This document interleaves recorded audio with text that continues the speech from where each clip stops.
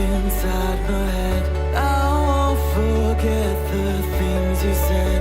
We are too young, we were so young.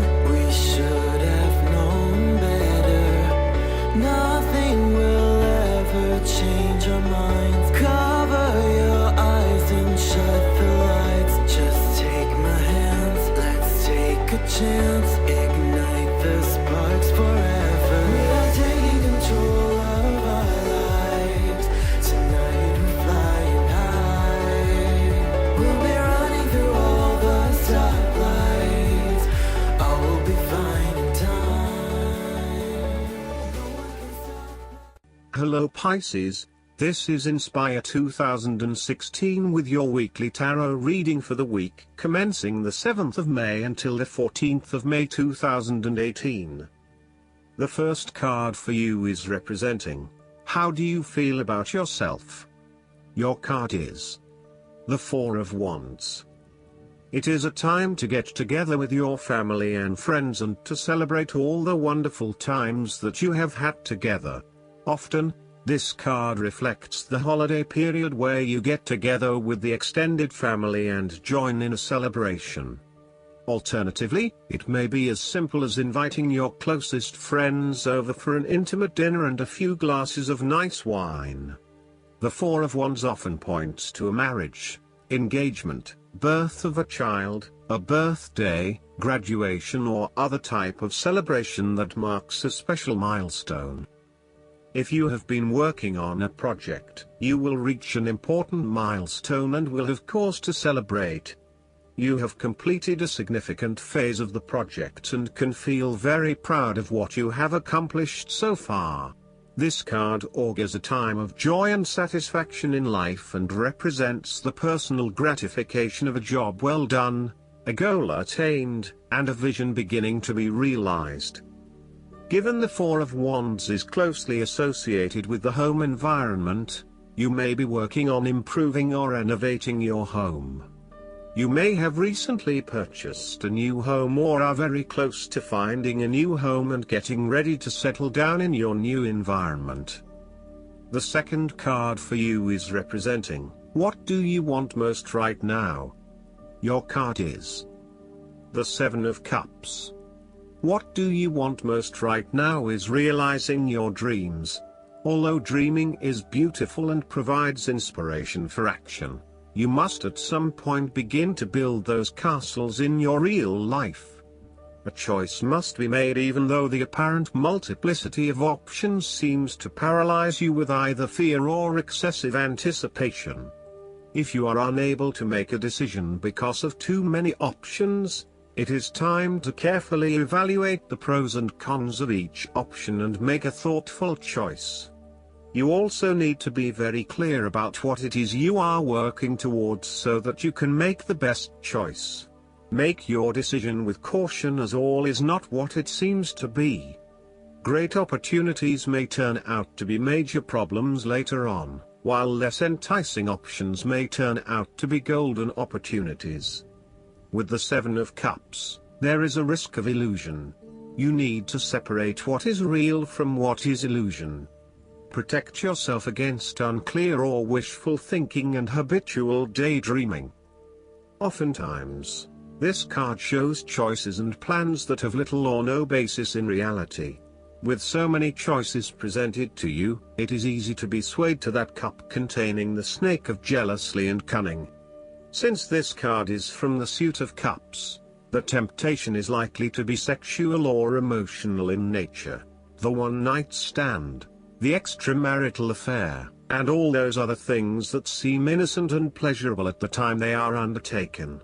But in the vast majority of cases, the pleasure gained temporarily is far outweighed by the consequences that last, in most cases, for an entire lifetime. The third card for you is representing your fears. Your card is the Five of Wands. You are afraid and have tendency to avoid conflict wherever possible. You may find that any sort of tension or conflict makes you feel quite uneasy and you wish it would just go away. So, you deflect a lot of that energy and just ignore the problem, if there is one. The trouble, however, is that in doing this, you may just be pushing some of your own concerns to the side, without really dealing with them or being assertive about them. Some conflict can be good, particularly if it is constructive and teases out the underlying issues in a way that then generates a better solution. Consider whether always avoiding conflict is the best way to go, or if you are finding yourself just compromising on what is important to you. You are no longer up against so much competition and can just be. On more personal level, you have worked through your anger and hostility and you feel more secure in your relationships. You do not have to constantly prove yourself anymore. There is a realization that you do indeed need focus to achieve your goals. You have come through a period of scattered thought and random ideas only to find yourself in the same place you were when you started. You now acknowledge that if you are to progress your goals further, you must focus your attention on your key priorities and stay committed to your goal without considering even more possibilities or opportunities. The fourth card for you is representing what is going for you. Your card is the Eight of Cups. It is time to ask yourself what you can do to bring a deeper satisfaction and joy to your life beyond the obvious pursuit of material satisfaction and/or physical enjoyment. You are seeking deeper meaning to life and focusing in on your personal truth. You want to escape from the rat race and pursue deeper, more spiritual goals at this time. You are willing to let go of your material possessions in favor of something more meaningful. Thus, the Eight of Cups is often reflective of the start of a journey of discovery, particularly on a spiritual level. You are disappointed enough to walk away from everything you have built up so far. It could indicate a disappointment in love or dissatisfaction with material success. It could also indicate that you have overextended yourself to the point of emotional exhaustion. Even though you have already come so far, you feel that you can no longer go on and your only choice is to walk away from the situation. You feel disappointed with yourself, but you know that this is the right thing to do before you completely burn out. You may also be feeling that you are giving too much and not getting nearly enough in exchange. The fifth card for you is representing what is going against you. Your card is the Five of Pentacles. You have recently suffered a major financial loss or job loss. If money becomes the primary motivating force in life and the gauge by which you judge your worth, the lack of it may produce anxiety and a sense of being excluded from the good things money can provide. For example, if you are unfortunate enough to encounter financial difficulties such as the loss of employment or an investment gone belly up, you may fall into the trap of losing faith in your ability to recreate a positive financial situation for yourself. Therefore, you should not only consider your actual financial circumstances but also your attitudes toward money. What fears do you have around money and wealth? Are you anxious about never having enough, or do you have faith in your ability to manifest what you need to live a prosperous, fulfilled life no matter what your circumstances?